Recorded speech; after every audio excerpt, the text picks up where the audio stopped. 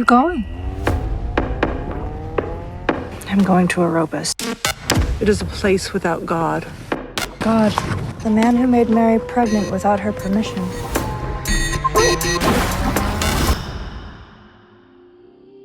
Where are your parents? I don't want to go home.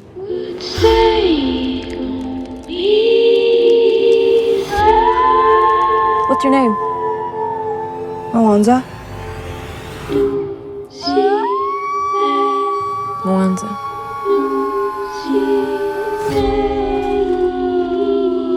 What's going on, guys? Welcome. I am very excited today because I am doing the SLAMDANCE Film Festival virtual, seeing a bunch of great films, but the highlight film to me so far has been Under the Burning Sun. What a really extraordinary piece of work here.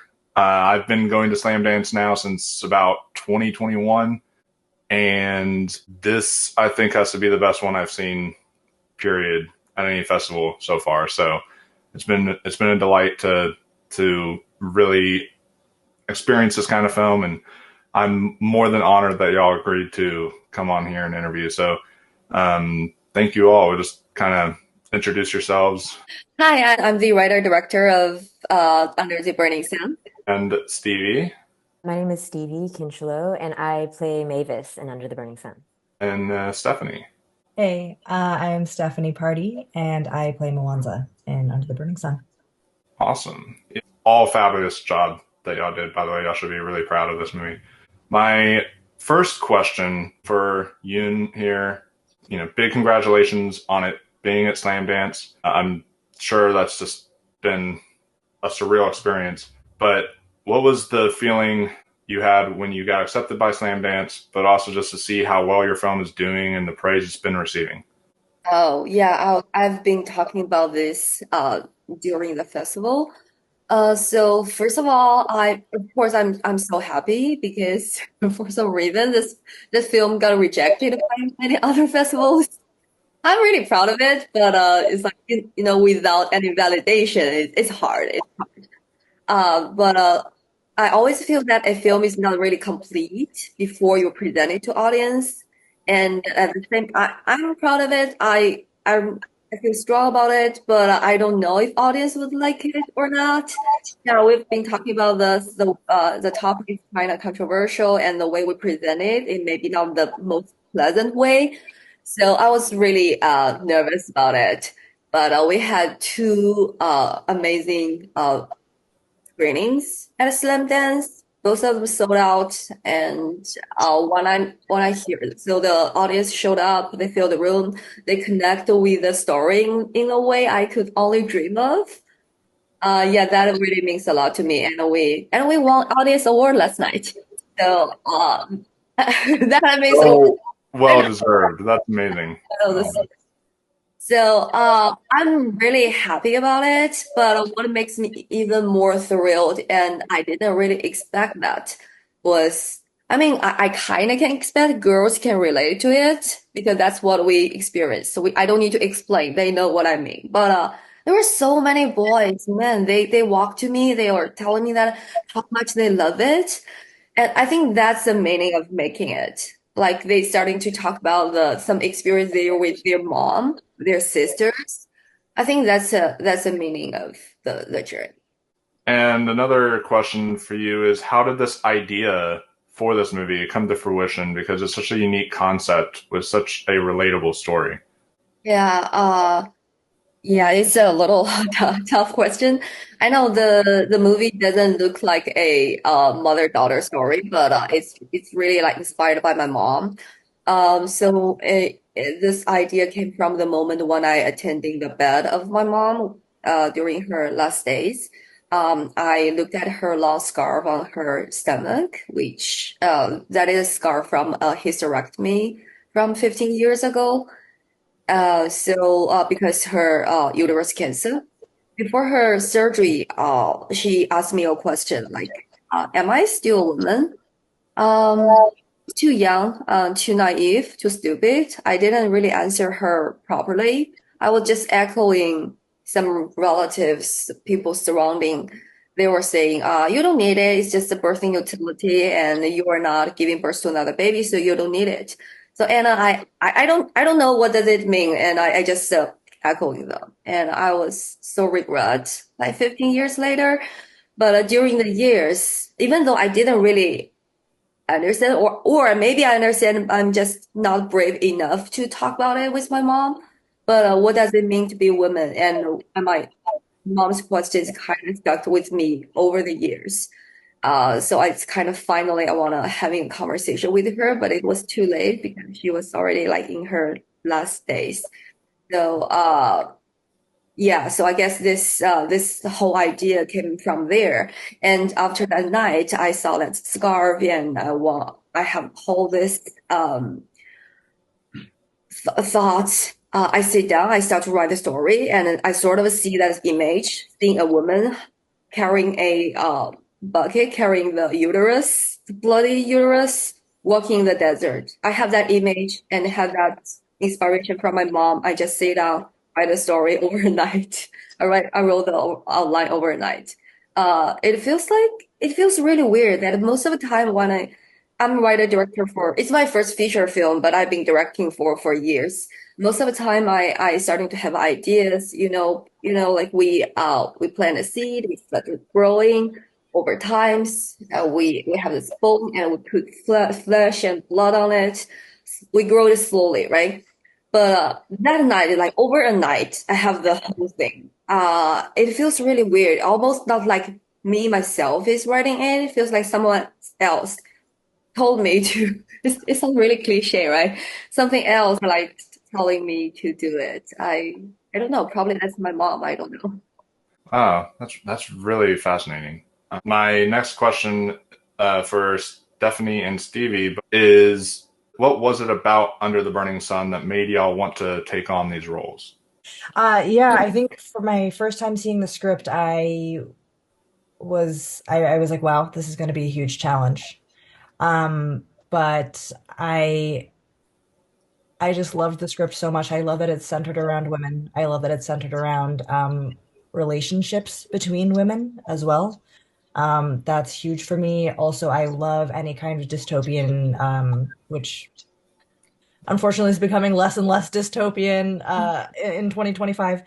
But I really loved that. So yeah, I was just really interested in the themes and the landscape and knew that I would be so honored to be a part of this. Yeah.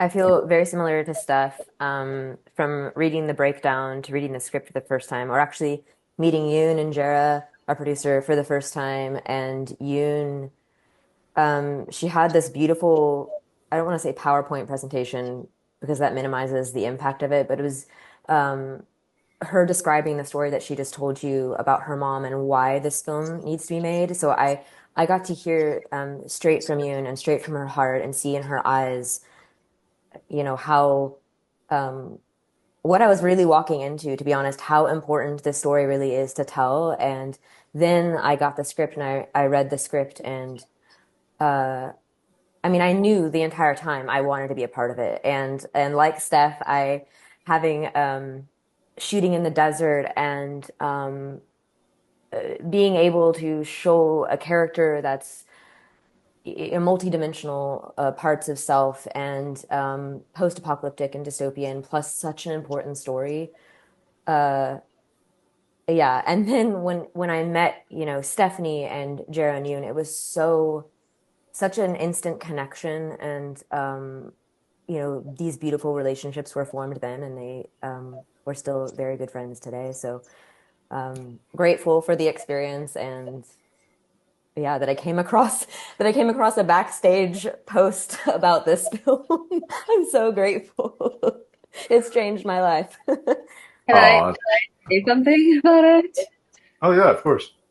So I'm also really, really, really grateful that both of them trust me on the first sight. For some reason, like we just posted on backstage with very little money we have. And they show up, they trust me right away, and like we had the audition in like a shady small office, and I made them kiss the first time they saw each other. But Thank you so much for trusting me. I could instantly tell that there was a connection there. So y'all all met like when the film was being made. Y'all didn't like know each other previously or any of that. Y'all just got to really just form a connection over time while y'all are shooting, and that's just really beautiful about films and just how they can bring us together. The next question, what was the hardest and most challenging aspect of performing both of your parts? Because as a viewer, they definitely felt very emotionally, but also physically demanding. Yeah, I think the hardest part for me about filming and embodying this character was the endurance of it all. That there was no easy scene, there was no easy day, there was nothing about there was never a time that I was like, oh, I've got a reprieve here. This is a nice light one. So I think really for me, the challenge was learning pretty quickly how to pace myself. Um, this was my first time acting, this was my first role, and so I think that after the first couple of days, I found myself pretty exhausted, and I was like, okay, I need to figure out a way to make this sustainable that I can really carry this character and carry this story. And a huge part of that was just thanks to Yoon, Stevie, Jira, our producer, just providing so much support. But yeah, it was a marathon. Yeah, I think for me, um, there was the obvious when you watch it, a lot of emotional scenes for me, and similar to Steph, there's not an easy scene. Um, there's so much at stake throughout for our characters, and uh, I would also say I felt this responsibility or not a pressure, not in a bad way, but it was more like a allowing myself to surrender and trust myself to really give what was inside of me and that would be enough. I think knowing the immense responsibility I had in this role and bringing Mavis to life. So I would say, what I needed to do to get rooted in the character and grounded and let go of any any amount of fear or insecurity and allow myself to be witnessed in that way. I think that was more the challenge. And once that was done, it kind of created the clear channel from which I could give in those scenes. So I would say that was the most challenging, especially also it was my first feature. So you have that, all of the voices that, and we all have to do this in our day-to-day lives, that you have to allow the fear to be present and trust yourself to still give from the place and honor the character, honor the story, and really live in the story. So, yeah. I love that. I mean, we go on definitely a emotional journey with both these characters that is draining, but it's meant to be that way because it's just really impactful. And as far as directing, because I know this is also your first directorial effort, Yoon. So I'm just wondering, like, what the biggest challenge is in directing a feature-length film compared to directing what you've directed in the past, and just like what the most challenging but also most rewarding aspect of it has been for you. Um, so for the production itself, as a feature length, I never feel it's like more difficult. I don't know. I never thought about the production itself is more difficult than short. But yeah, I guess even though I never done any narrative features before, but I've done like longer days. Like I did documentaries for 3 months, so I don't really feel that way. But I do feel the most difficult part for me for a feature is the post. Yeah, I feel like so the script, how the film looks like now is different from the script. Yeah, I mean, I know every feature probably like this, but I spent 2 years to do the editing. It's not like 2 years I constantly edit, but like I edit, I feel it's okay. I think it's a picture a lot. I go back to sleep. 3 months later, I was like, I have to change this. So I'm constantly doing it, and we also did the test screening. We presented to different people. I'm collecting the feedbacks. There were like constantly some, like in short film, the energy is different. Um, some of the mistakes, or I cannot say mistakes, something you can tolerate in a like a short film, but it cannot be tolerated in a feature. And for some reason, when the lens is longer, which I didn't know before, the one simple small flaws is becoming bigger. It's like a roll the snowball. It's getting bigger to the end of the movie. And people gonna have so many questions. Why she does this? Why he does that? Um, my in, so I was really trying hard to fix all those problems. My last edit was actually the November. So to be honest, I didn't even know SLAMDANCE saw my update link or not. So they saw the old ones. I don't know. So I think that's the most challenging part. How do you be objective from your footage because you're too close to it, but at the same time you can still grapple to your original principle. You know, because I hear so many feedbacks. One to this direction, one to the other. One people say you should go to New York, the other say you should go to LA. So it's like you have to absorb all those feedbacks and also be true to yourself. You're still honest to yourself. You have to know that this is your story. You need to stick to that, but also be open. I think that is the most difficult thing I've learned during the process. Yeah, I'm really grateful. I think I learned so much. Oh yeah, yeah, no, and it definitely is rewarding because I've only ever made short films, so just the challenge of directing a feature, I'm sure it's definitely much. I think I just need to be brave enough to look at your footage and to look at the stuff you wrote that you think it was so genius, and not like it's like a piece of shit. Let's cut it off. Yeah. But just speaking of directing, I'm curious, Stephanie and Stevie, what like the best piece of direction Young gave y'all while y'all were filming this? Oh, that's tough. So many good pieces of direction. This is going to sound so basic and so simple in so many ways because it's like, yes, this is what a director does, but um, Yoon just knows exactly what she wants. She doesn't linger a second longer or a second too short. She knows exactly what she wants and she knows exactly what to say to get you there.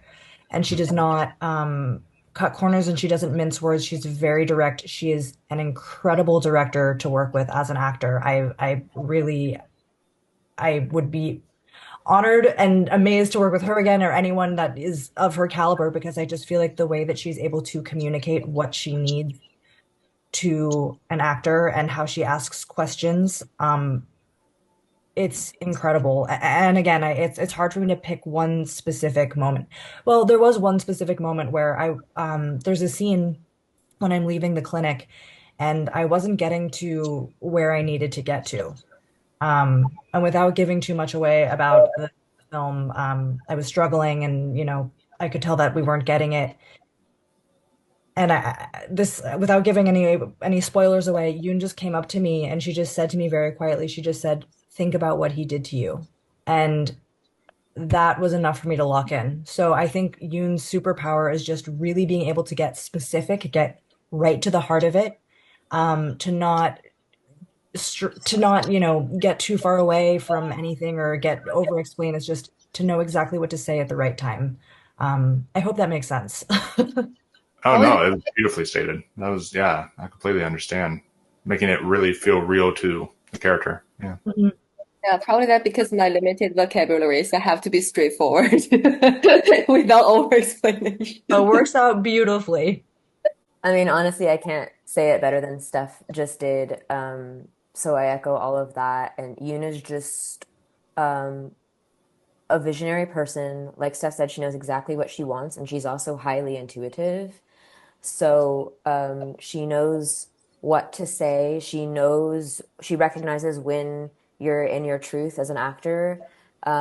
She recognizes when you're giving from that place of power. And uh, I guess an example would be I think we were, oh, I can't give any scenes away, but there was an emotional scene for my character that involved getting to a place of deep pain.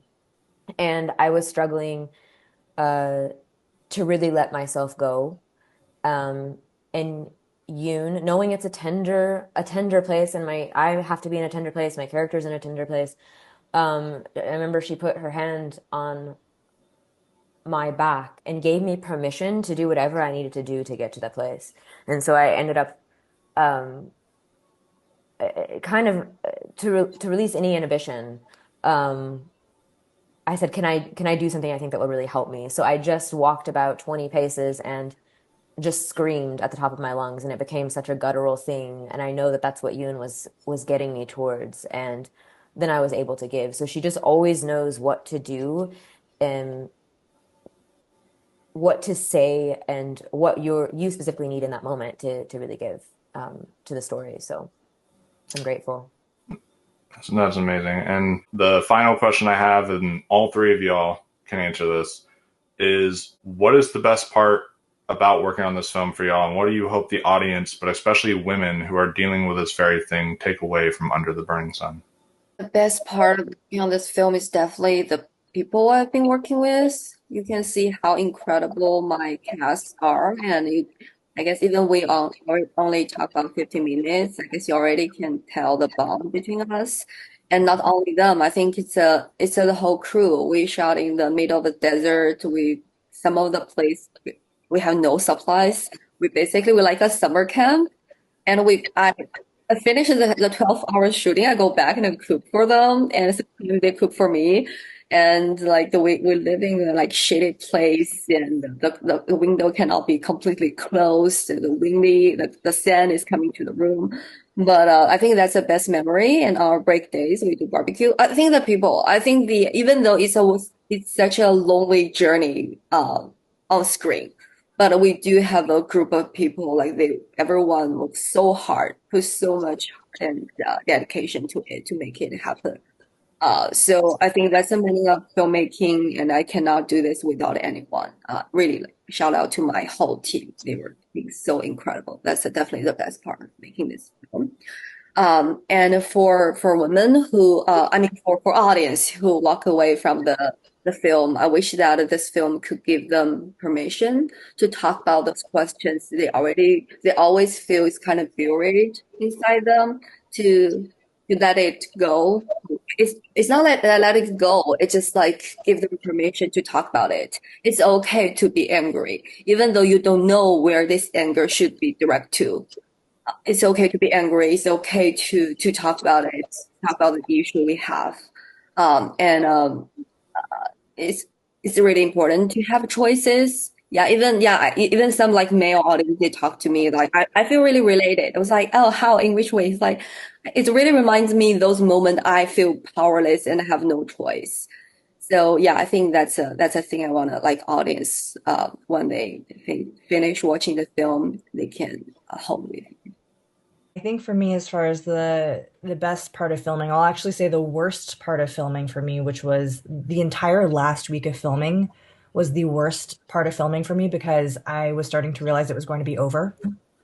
I was really, really in this space of like once there was the countdown of the final days, I was uh, feeling quite anxious and heartbroken, honestly, because this experience, um, to me,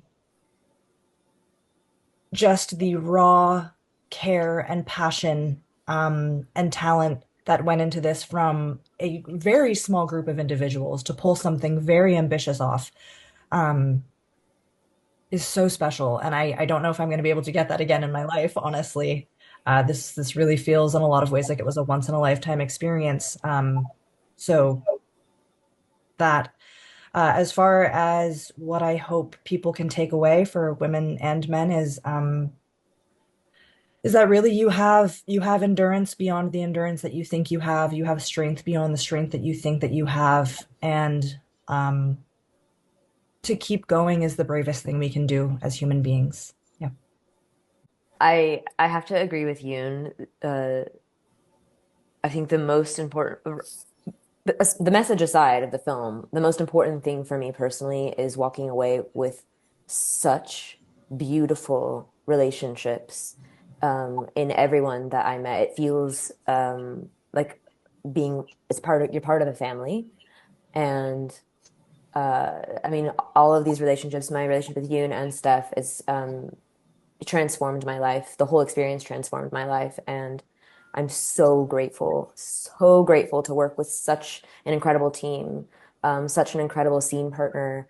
It really was a dream experience all around, and I think a message, or what I hope people understand, is that even though the film is set against a desert landscape and it's has a feeling of post-apocalyptic and it's dystopian, uh, none of the actual circumstances of the film are extreme. They're what is going on. And I said previously that Mwanza is just choosing to respond differently than women day to day are responding in society. So I hope that people recognize that, or able to see you're just given a different perspective of what is already going on.